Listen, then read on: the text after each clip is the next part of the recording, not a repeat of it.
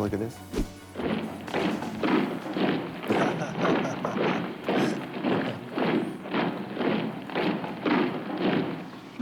내가 올라오면 자고 이거 가족 진짜한테 생각 주제스 그게 나 비매거나 가는 거지 자꾸 부모가 좋아하고 제 기본에 좋다면 봐막 네가 나 때만 봐 이거 그냥 그냥 와시나지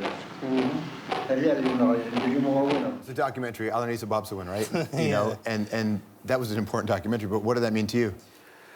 That's where I grew up. That's one of my earliest memories of my reserve. I was 4 years old at the time that happened, and it's seared into your brain. I mean, think about being a young man and you know nothing about the outside world, but the outside world comes knocking at your door, and they come armed to the teeth, and you know looking to bust your head. And that was my first definition of what non-native Canadians thought about Indians, and that stuck with me.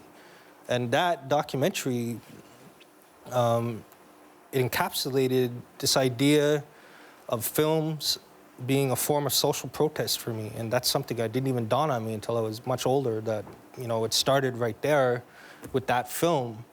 And it became, it's so strange that you picked that scene too, because that scene, you know, I took my axe and I made, you know, a line in the sand and I told him to step across it.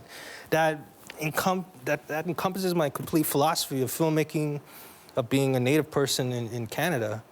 That one old man with that axe, and I have family members in that film, and I think it's still, you know, I still think it speaks to the community, and I still think it speaks, you know, volumes about the community. You look at Elsie Buktuk, it's still going on. So you could sit there and say, oh, well, all this stuff is ancient history. It's not. It's still going on.